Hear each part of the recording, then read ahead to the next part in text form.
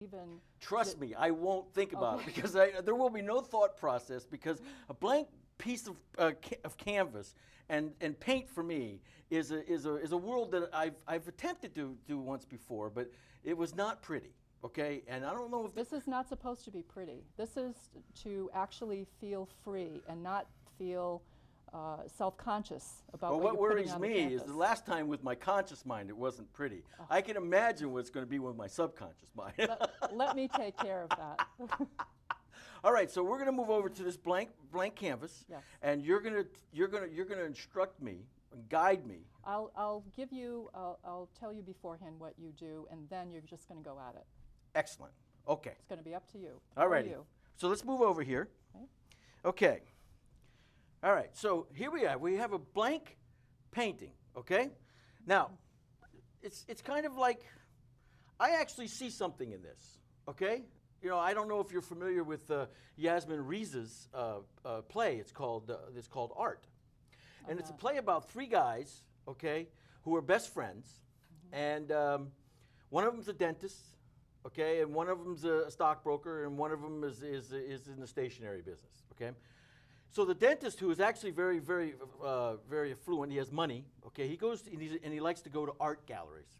Well, he goes to this art gallery and he buys a painting. Now, to the naked eye, the painting looks like this. It's just a white piece of canvas with a few shadows here and there. Okay? Well, look at the Beatles' White Album. I know. Okay, so this particular white painting completely destroys their relationships. It tears them apart because the other two can't see the gray lines.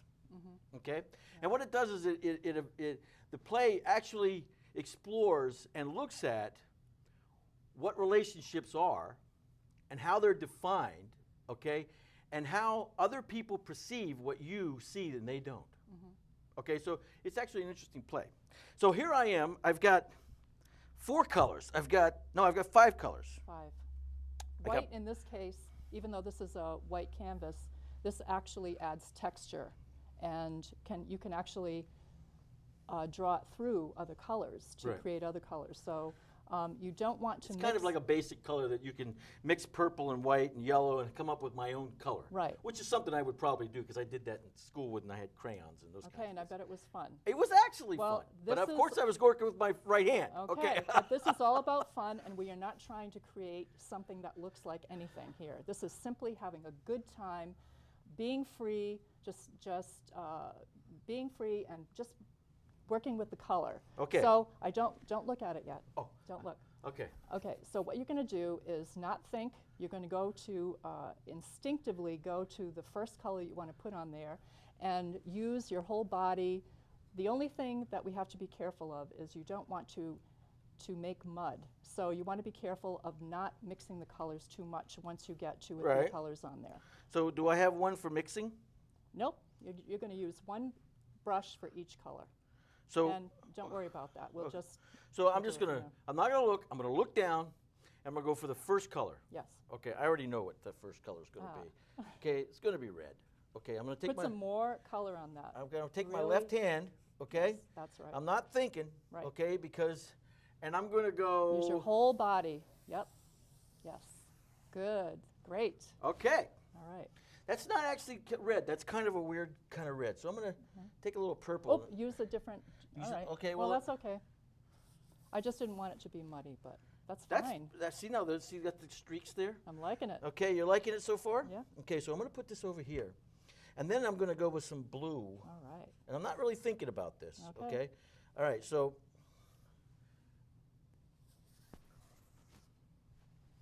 Good. Okay, so now. Can someone interpret? Now, do you interpret what you're painting? Well, you mean before I start? Well, let's painting on just it? face it. There are people, millions and millions of people that go to art galleries every day, okay? And they go to look at paintings, okay? And there's 3 things that a person that goes to an art gallery wants to know about a piece of art. The first thing they want to know is, does it attract them visually? Exactly. Okay. Yes. That's the first thing that attracts you to it. Yes. Okay.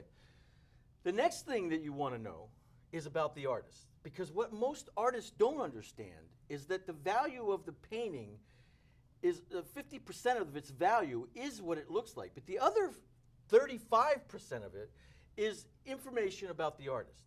Okay, the person who would buy a piece of art, okay, is going to, its value to them is going to be what they know That's about the exactly. artist. Yes, that's it. You're exactly right. Okay. And the thing is, I used to run an art gallery, and some people would come there and very timidly walk around in the middle of the room because they claimed that they didn't know anything about art and they were afraid of looking foolish. But what I try to tell people is that they should just go to the artwork that calls to them, and they can never be wrong. Even if it isn't what some people might think is collectible or a famous artist or a great artist, that means something to them. It's reflecting something back to them that they see in the painting. Right. Now, the other 15% is their ability to interpret what they're looking at. Okay. Okay. You want me to do that? No. Well. I think that is an actual thing that most people try to hone over time if they're art lovers. It's kind of like going to a wine tasting, okay, event, and you don't know wine. Okay. You do know you like wine. Okay. You know you like white. You know you like red, but you don't. You really don't know what the difference is between dry and fruity and all these kinds of things. And until you learn those things, okay, you don't know what you're drinking. All you know is it tastes good. Yes. Okay. So I went to a wine tasting event just recently. Okay, and I had never really ever really been told or shown what the difference between dry and fruity and all these, because I just know that I like wine. Well, what happened is this person actually taught me. She said, "You're drinking a dry wine. This is what it should feel like in your mouth."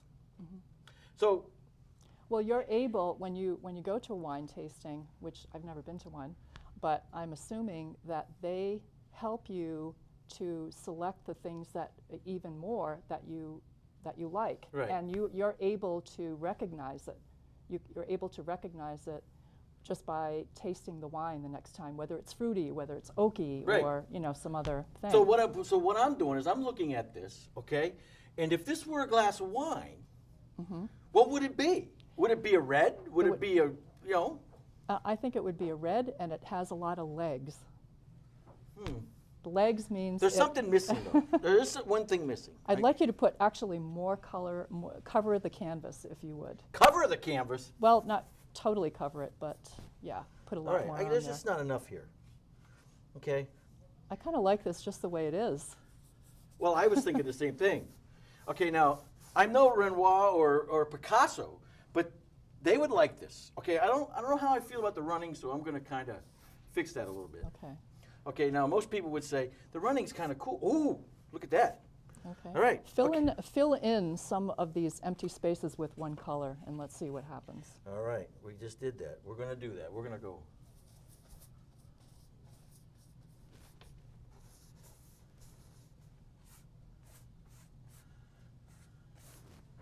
How do you like that? I like it. All right, so now what's going to happen now is that you're going to take this canvas, you're going to take it back, and you're going to, and what you come up with is going to be what your interpretation of it is. Well, I'm going to use your shapes. My shapes. And it's going to suggest to me, because they always come out plant-like and tissue-like, Right. I'm going to work with it and see what I come up with. So, So we can- everyone should remember what it looks like now. All right, so we can remember what compare this it. painting looks like, okay? Now the exciting part of this is we're going to have Karen back with the finished product, okay? And then maybe you should, now you've obviously done this with all kinds of students, correct? Yes. Okay, now have you ever had a show? I have. Okay, well, if you ever have another show when you're done with my painting, I'd like to be in there. Okay, Okay, sure. because this has because if this has anything to do with my subconscious mind, okay? Oh, yes, it and does. my subconscious mind is really full. It has lots of things going on in there, okay? And I can see actually some of that because it's broad. That this painting says to me that my subconscious mind is broad. Okay, so it's going to be interesting to me on how you fill in the blanks. Well, I see very exciting and yet there's an excitement there, and there's also a softness there. Wow, I'm So- tender too. What do you know? So this is Karen Talbert. Okay, she's a local. You're local, correct? Yes. And were you born, bred in Newport? I lived there for 27 years. Okay. And I now live near Johnston, Okay. near Providence. But I'm also the editor for the Portsmouth Arts Guild online newsletter. Awesome. Okay, in our attempt to bring local artists so that you can see what's going on here from the arts and cultural position at the Arts and Cultural Alliance in Newport County, also around the state of Rhode Island. This is Tom Erb. Take it easy.